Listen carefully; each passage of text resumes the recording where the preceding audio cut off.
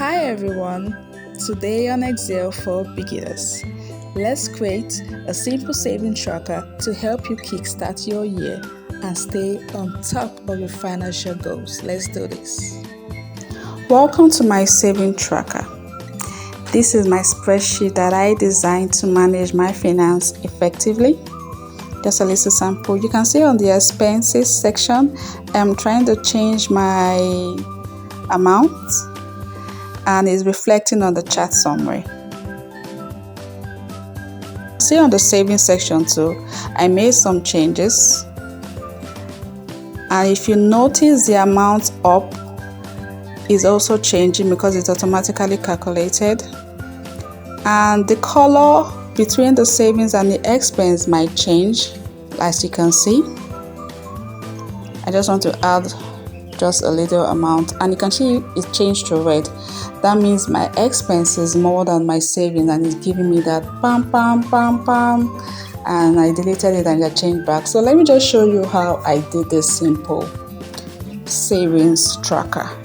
So I go under my layout and I remove my grid lines and I change the color to what I want, and on my left hand side is going to be the income, the middle is going to be the savings, and on my right hand side is going to be expenses. So let me just copy out the table, copy and paste it, and edit it.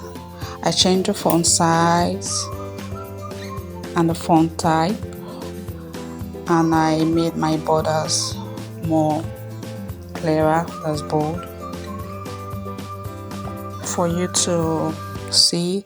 And I use the cell box is what I use for my box. I didn't draw out any box.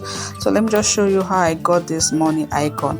I went from under insert, I click on illustration and I click on icon. On icon I type money. Money is the symbol that I want, and you can see when I type on that, I can see various symbol, and I click on the one that I want. Click, and I go below and click insert. And when I do that, it appears. I click out and I click back on what I want, and that was how I got it. So calculating the total below, I just like equals to sign, some open brackets, and I highlight the amount section, highlight it to where I want, and close brackets, press enter, click enter, and that is it, so that I can get my total automatically. So that's what I did for others, the savings and the expenses. So if I wanted to reflect on above, what I just do is just the equals to sign, and I go below and I click on it and I click enter, and it appears. The same thing with the savings and also the expenses too. So that's that about that. And I want to work on the color. I want to format the cells for income and savings, so I click on conditional formatting and I click on new rules, and I go below like you can see, and I click on the box there, and I click on the savings. If savings is greater than expenses, it should give me a particular color. So I go to format where you can see, I click on and I say green, the line is green, and okay. So I do the same thing for the expenses. I click on new rules. You can see where I put my arrow, and I put on the box there, I said if it's the other way around, it should be red. So that's why it was showing red the other time, because my expenses was greater than my savings. So let me just copy the details inside the box so you can see. If I put that, it changes. As you can see, it automatically adds up. So my savings is greater than my expenses. That's why you can see it is green. And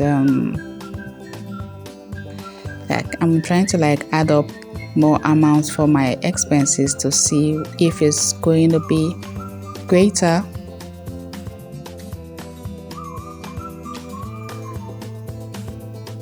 So let me just create the charts. The chart is a summary of the income, the savings, and the expenses.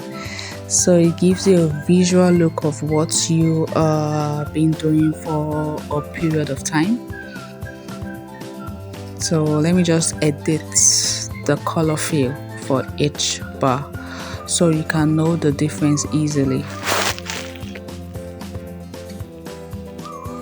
I use green, ash, and orange. And if I click on the bar and I right click, I just say add data label. That is where you can see the amount above.